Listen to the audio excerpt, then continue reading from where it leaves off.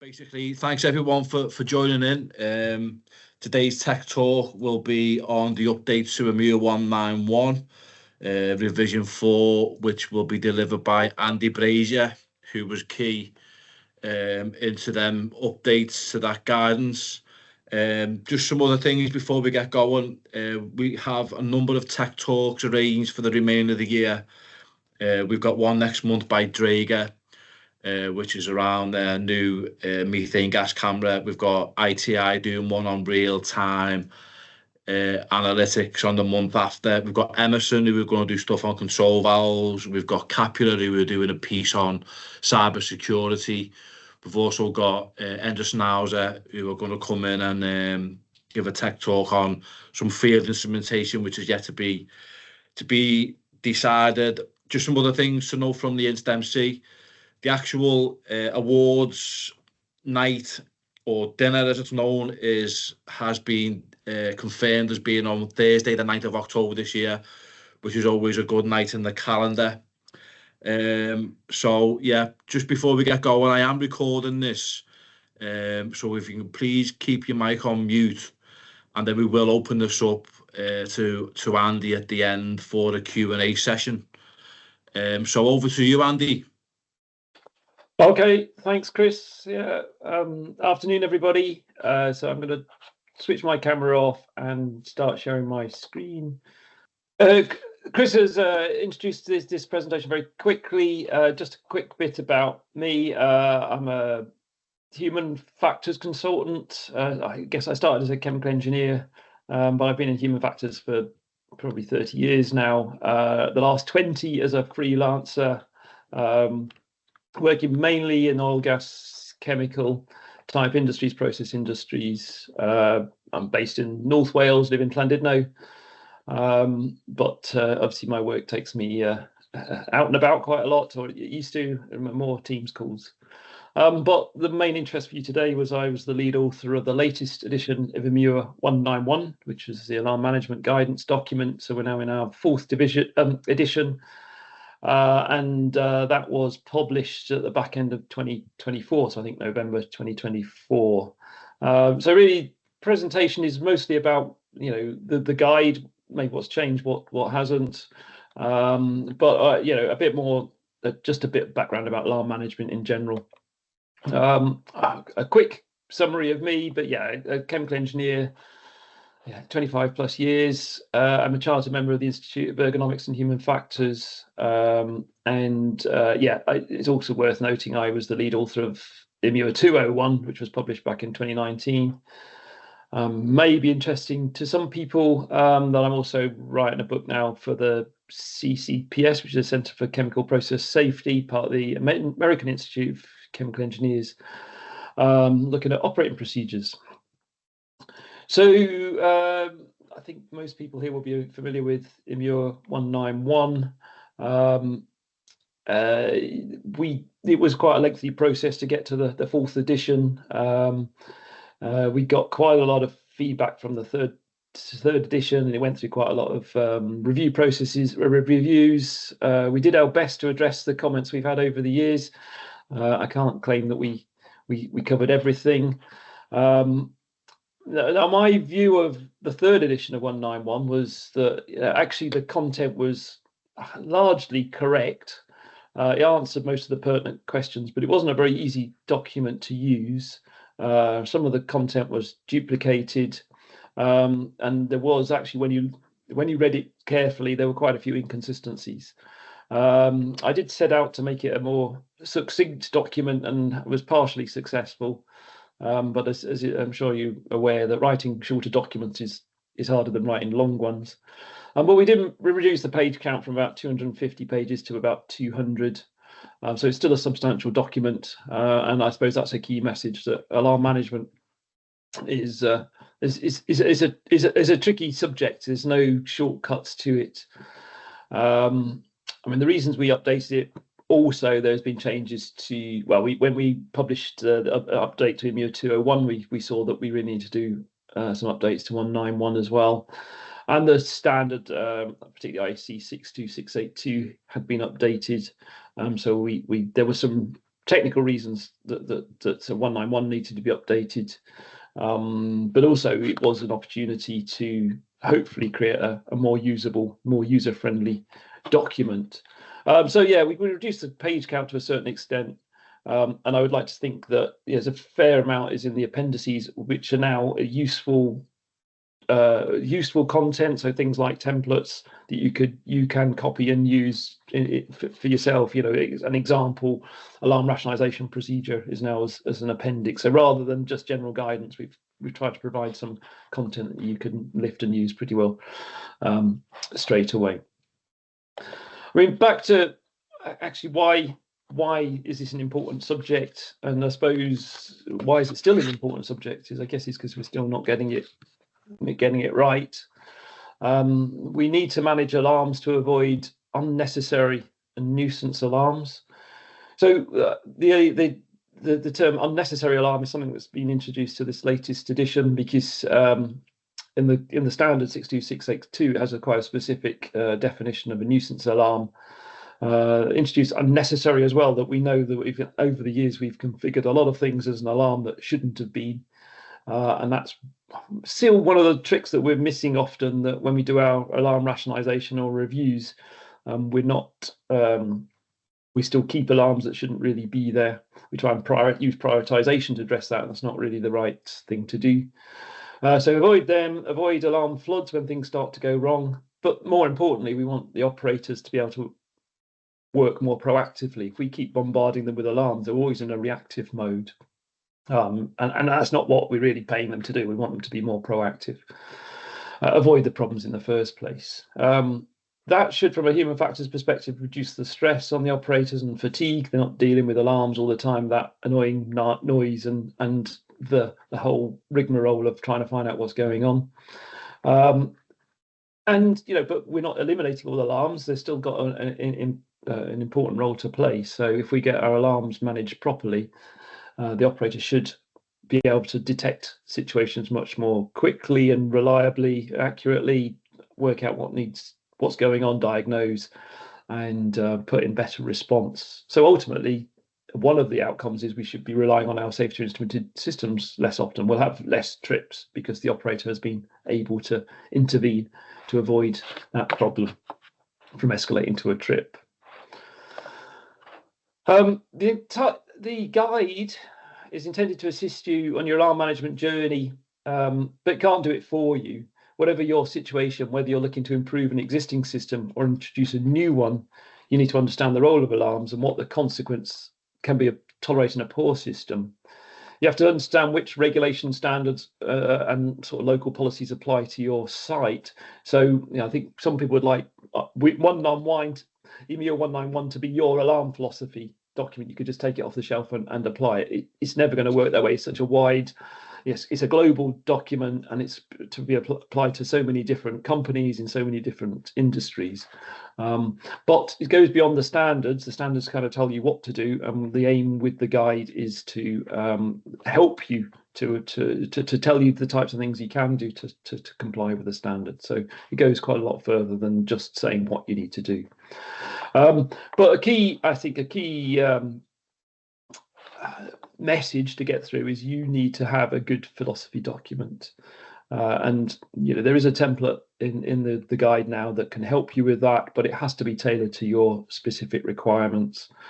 Well, one of the observations I would make is how often on projects you end up with, you pick up a P&ID and there's alarms already identified on the design, and you've not even defined, you haven't got a philosophy document to say when alarms are going to be used. And I mean, if you're in that point, you're never going to get it right. So you've got to have a good philosophy document, which will probably have to evolve over time as well. But without that, you really are wasting your time, I would say, on alarm management. And the other thing which should fall out, once you say what you're going to do in your philosophy document, you clearly have to have the resources and competencies to do that. And I say alarm management is not a simple task. It's not a project you're going to do in a week or a month. It's an ongoing, even your first run through an alarm rationalization may take you a couple of years, and it won't be right. You'll have to do it again. And I've been looking into this for quite a while, and I've not found any shortcuts that really help that. So you have to be strapping for the long haul, really. As you go through that process, I think it gets easier, but you do definitely need to resource it properly. If you're working with an existing system, you need to know, you need to understand how it's performing. So it's looking at alarm rates is one way of doing that, but I would certainly caution you to not just look at averages and not just look at steady state alarm rates. You've got to look at what happens, how alarms perform when things start to go wrong, when you're in abnormal situations, even just during startup and shutdown. But if you're with an existing system, you can take that look at how it's performing to decide what you need to do. You may conclude you have to do a full rationalization, and I would say probably most places will have to have done that at some point in the operating life of a plant, and it's certainly so it should be a formal part of any new project. You may conclude that actually, if your performance isn't too far off where you want it to be, it's more targeted work required. But I think one thing, in addition, in the new version of 191 is a bit more about alarm rationalization, including a sort of an example procedure of how you should run a rationalization program. But also in the guide, we've given you the types of areas the types of things you can do to reduce performance.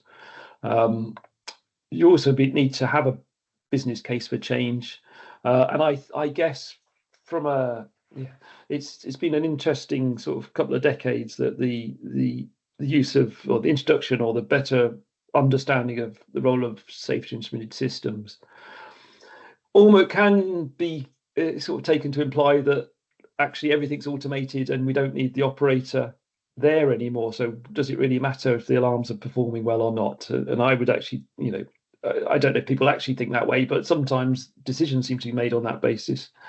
And I would certainly say that the opposite, that actually the more assists we put in, we need the operator more and more just to keep the plant running. As someone said to me the other day, that basically their facility is designed to shut down and the operator's there to keep it going. So actually, it's becoming more and more important from a business point of view.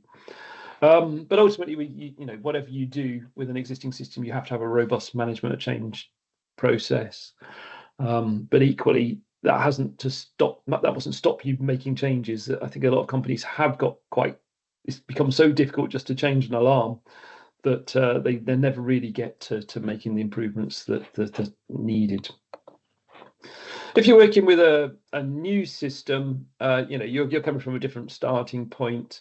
And I would say the most important thing there is getting the project team as a whole to understand what alarm management's all about, and certainly focus on, the performance of the system should be judged on how well it supports the human operator. It's not how well you've drawn it on paper and built it in practice. It's actually how it supports the human operator. One way of making sure that message gets across in a consistent way is to have some sort of human factors integration plan, the jargon we tend to use in my line of work. And again, in the guide, we've included a template that you could use for any significant project to make sure alarms are properly considered through the whole, right from the concept stage of a project and through to execution. That might not be a standalone plan. It could be integrated into a wider human factors plan or a project plan. But it's getting that. Well, I mean, one of the key things is making sure you get a philosophy defined early on, and that people design to that philosophy. Also, on a new project, or making sure you've got the resources. That the system you're buying, the control system, is probably where most alarms are going to be handled. That's going to be able to support you in your alarm management, even just down to identifying who's generating the alarm database and what happens with it once, how does that get handed over to the operations team. I think that needs to be part of the plan. And I would expect any significant project to include a formal alarm rationalisation study as part of its plan, just like we'd have a HAZOP and a LOPA identified as part of the plan. I would say alarm rationalisation study should be there as well, which is something I don't always see. Certainly not in the UK. Interestingly, in some of the Middle East projects I've worked on, that's always specified as a requirement. It's not necessarily become so common here. As far as the new edition, the fourth edition of 191, I say we haven't necessarily changed the content a lot. In some ways, a lot of the key messages remain the same. I think they might be described a bit clearer now. They might be easier to find out what it really means. We've certainly not changed the definition of what an alarm is, and that's consistent with the standard 62682. We've maybe just highlighted that the incentives to improve still remain the same, especially around from a safety perspective, and certainly that over the decades, with the introduction of more and more digital control systems, we've ended up with many more alarms, which has had a negative impact on the human operator.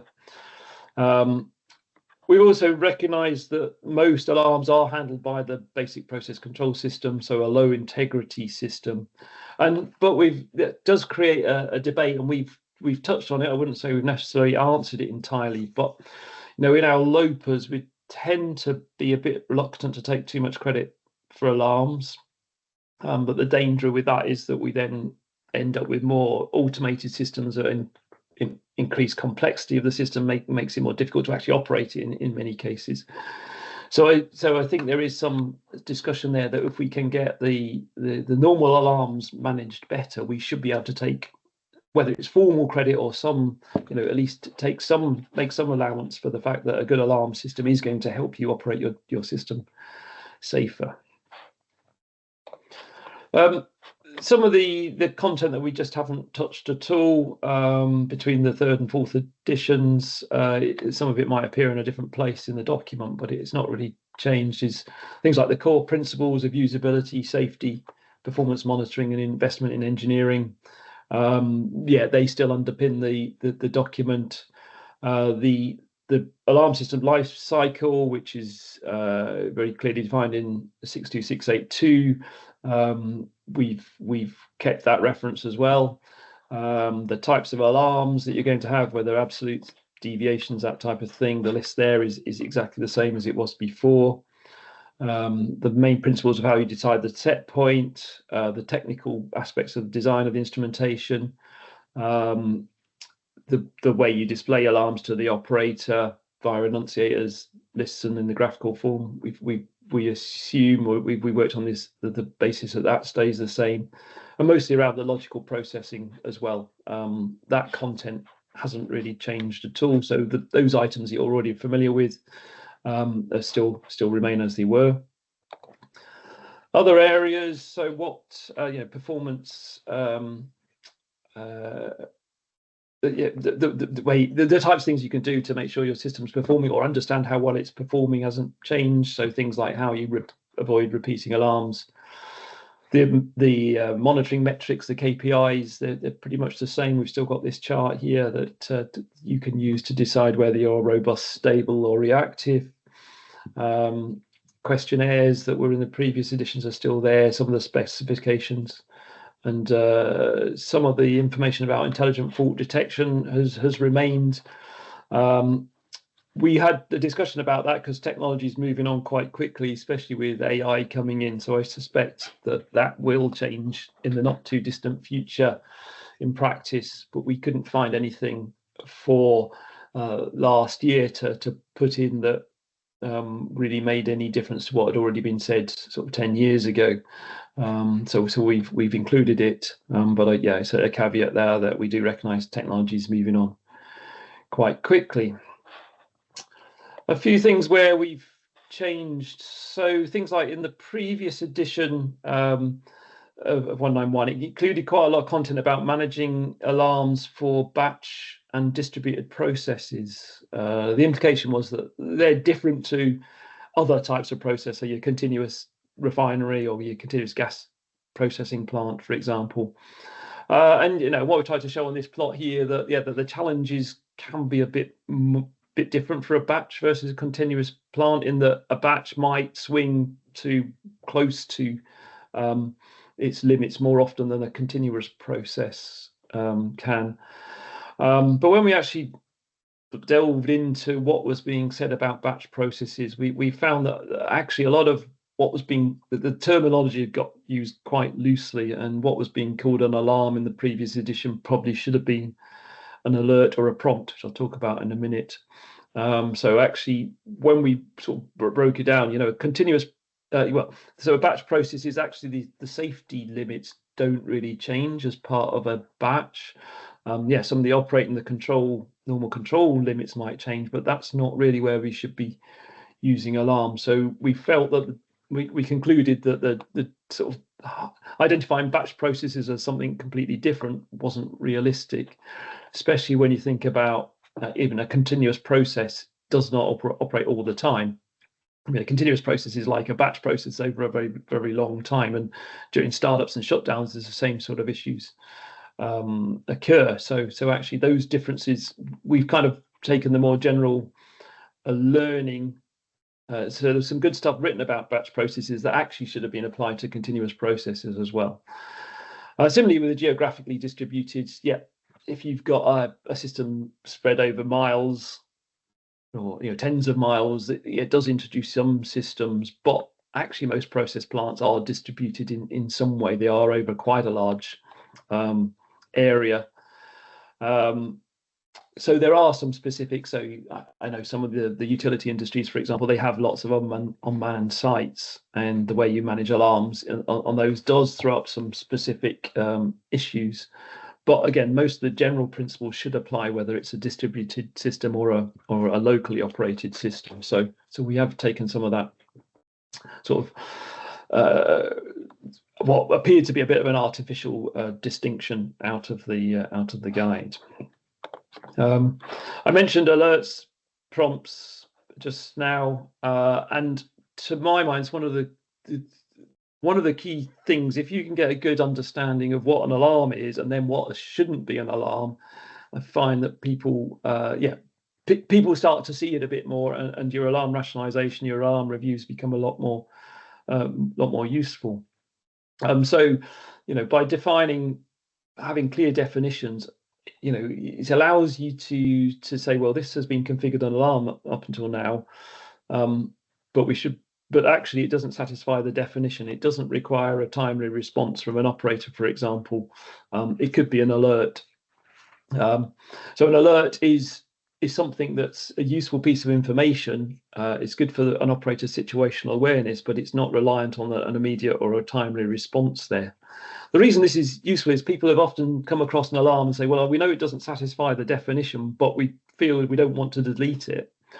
So to create an alert instead is actually a very useful sort of enabler to improving the alarm system.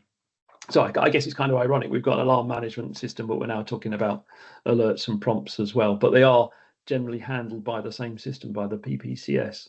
And we found that it's very useful to be able to look at an alarm and say, well, actually, no, that should be a prompt or it should be an alert. And certainly I've seen on batch processes where you sit in the control room and the alarm seems to be going off all the time. And what you realize is actually a prompt. It's something that the batch has gone to a pause while it waits for the operator to do something. Or on an automated sequence, you're starting up a compressor. Again, traditionally, you might have had an audible alert, which sounded like an alarm was going off, but actually it was just a prompt to say, well, you now need to step through on the sequence. And typically, we've had this event as well. So events, everything can be an event. And I think I don't think we've done this in more recent years, but going back a little while, we got some plants where everything that happened created an alarm. So every event basically would create an alarm on to the operator as well. So there's a whole load of things that doesn't need to be an alarm, doesn't need to be an alert, doesn't need to be a prompt, but it is recorded as an event, and that's usually handled within an historian. So it's something you look back retrospectively for an investigation or an analysis. So just making those definitions clear, I think, is very helpful for managing alarms better. There's quite a lot of interest in certain circles about a class of alarm that may be considered the most critical. They've often been referred to safety or safety-related alarms, or just been described as critical, even though that term has never really been defined. And in my experience, when we get into these discussions, I think most people have a clear idea of what they mean, but it's actually been quite inconsistent, and the terminology has been quite confusing. And I have to say, during the review, the update, we spent quite a lot of time discussing these safety alarms, which is a little bit ironic, I think, because actually the main sort of thrust of the guide says to avoid them wherever you possibly can. I mean, one of the problems we're referring to as safety alarms is that some are critical, but not necessarily for safety. So we get in that sort of, we end up in a discussion sometimes about, well, that's an important alarm, but it's not a safety related alarm. What are we going to do about it?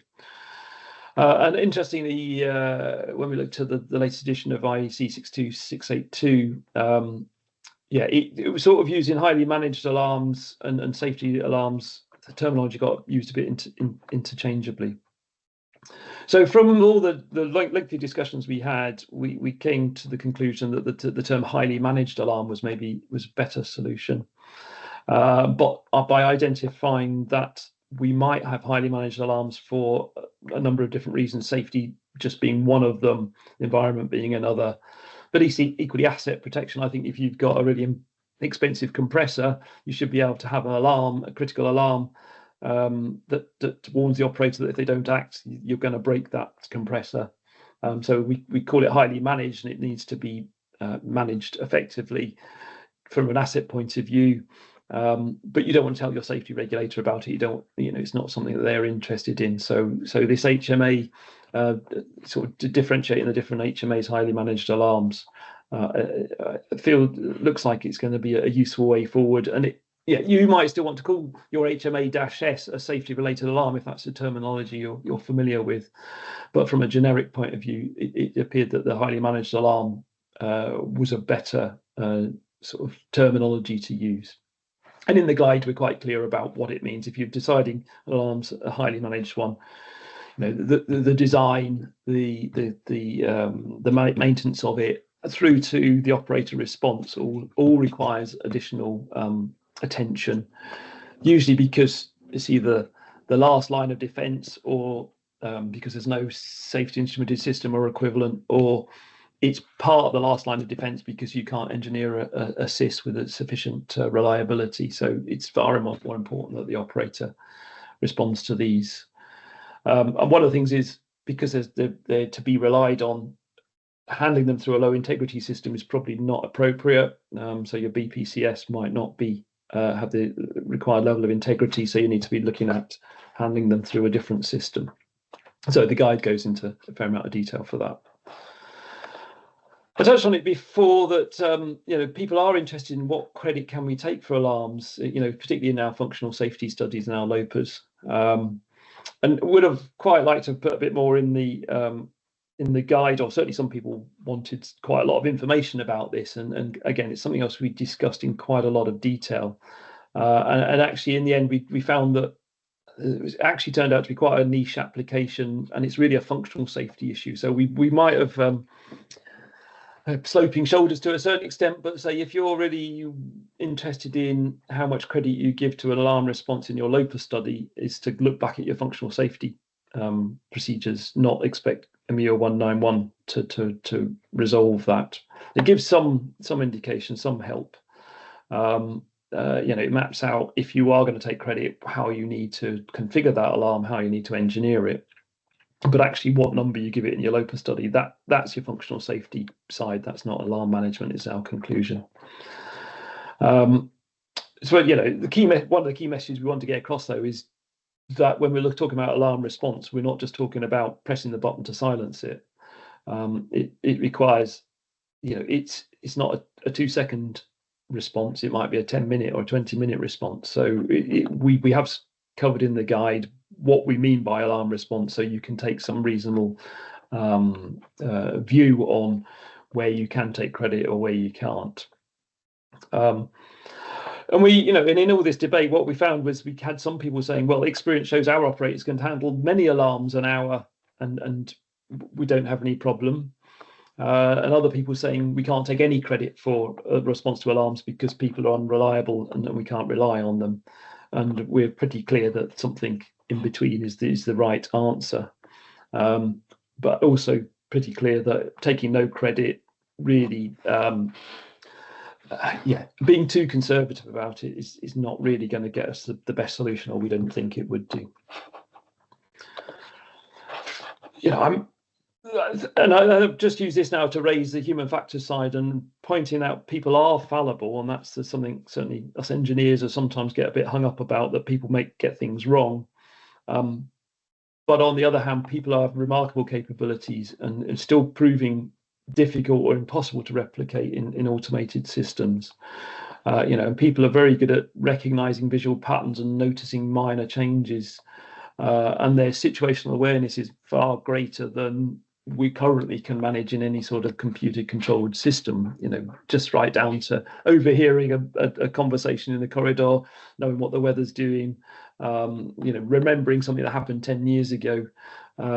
There's just even things like minor vibrations and smells. People are very good at picking up those sorts of subtle systems and making sense of it. And so we need to get away from this idea, I suggest, that just viewing the human as the problem and starting to understand, well, yes, the human can be a problem, but also it's part of our solution. And actually, why do we still have process operators there? We have them there because they've proven effective at getting plants operated. And so the whole thrust of all this is, how do we set up our alarms and other aspects of the human machine interface to allow them to do their job in the most effective way. Regarding some more specific items, the audible indication, we normally have some sort of hooter or sound that will occur to tell an operator that an alarm has occurred. Previous guidance and in 191 and wider was that alert should be 10 decibels above the background noise.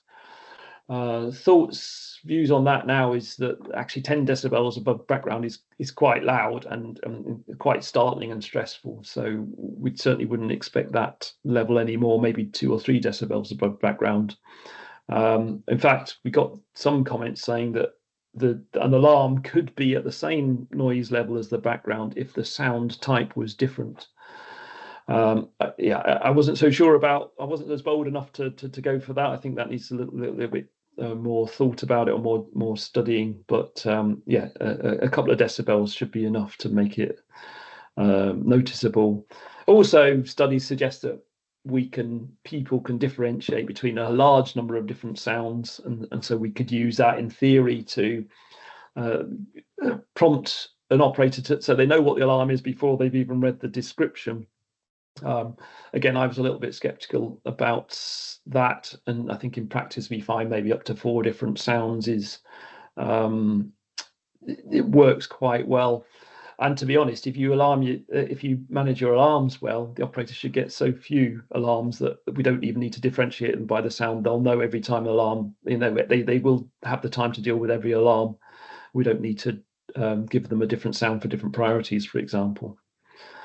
Just on a piece of clarity as well, that it wasn't ever said explicitly, for alerts now, we wouldn't expect there to be an audible indication. If similarly for prompts, unless there might be some where you do think you need to have an audible alert. I say, so generally you don't need any for alerts, but for prompts, if you do feel the sound is required, you would want to make sure that whatever sound you choose is much less prominent than the alarm. So that there's a bit of clarity around that there. People are very interested in alarm prioritization, and in the guide, the underlying principles have not really changed, but I think it's probably worth reiterating the key point that all alarms are important and should always be responded to. The point of alarm prioritization is if you get more than one alarm sounding at the same time, the prioritization tells the operator which one to deal with first. So yes, if you've got a high and a low priority alarm occurring at the same time, the clear thing is the operator should deal with a high priority alarm first. What it doesn't mean, people sometimes read, so even on this guide here, if you've got 2 hours, the 2 hours doesn't mean if the operator just gets one alarm in and it's a low priority, it doesn't mean they can delay the response for 2 hours. The key message is, if a low priority alarm comes in and that's the only alarm you've got, you deal with it immediately.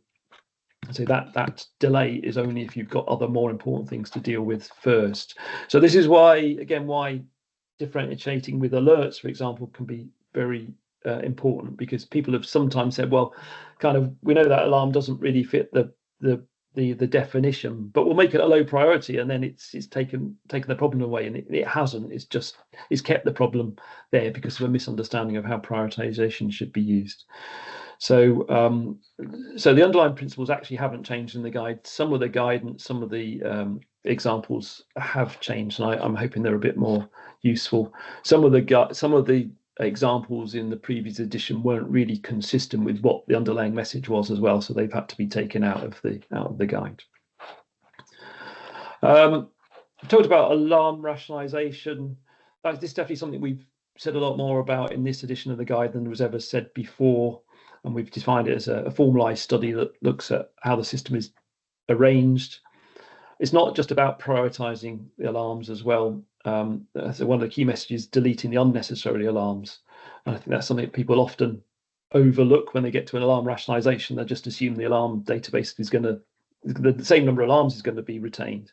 But no, actually the first question should always be, should this even be an alarm in the first place? I talked about, so in the standard now, it's got a definition of a nuisance alarm, which is typically an alarm that blips in and out a lot, maybe because of a fault on the system or because of a badly set point. So that's seen as a nuisance alarm because it repeats consistently. So we've introduced the term unnecessary alarms for this purpose. And as far as rationalization, we've not in the body of the guide, it gives quite a lot more information about what the role of that, but in the appendix we've also given an example procedure. And I say as a general aim with the guide, we've given some more sort of templates and examples in the appendices, including alarm philosophy, and sort of bundled together a number of alarm review checklists as well, and they're available in the appendices. The KPIs are pretty well come through from the previous edition. They've been revised a little bit, but say the key point here is we're not just looking at average during steady state. For the KPIs to be of any use, that they have to look at a range of scenarios. Your philosophy should identify which KPIs you're going to use, and obviously then you need to have a process of collecting the data and deciding what it's telling you. So whatever your situation, whether you're looking to improve an existing system or introduce a new one, you need to understand the role of alarms and what the consequence of tolerating a poor performance can be. You have to understand the regulations that apply, but you must have your own philosophy.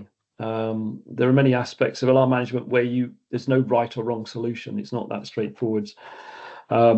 So you need judgment. You need people who understand the underlying principles. We can't just sort of give you a checklist and say if you follow that you will have a good alarm system. It does need that level of competence, that level of understanding. And recognise that you may well have specific requirements. The guide and the standards, of course, are all globally applied to lots of different circumstances. So yeah, you need to understand your requirements, and that may change, from where you are today. If you do an alarm rationalization and you change the way the system is performing, you may conclude that you can update your philosophy for the next round that you go through. Let's say this isn't something you do in a month and forget about it. This is something that was going to probably take you a couple of years to get started, and really you need to view that it's probably never going to go away. I wish I could give you a different message on that, but I don't think I can. So I hope you found that interesting. I think I'm done fairly well on time, so we should have plenty of time for questions and discussion. Yeah, thanks, Andy.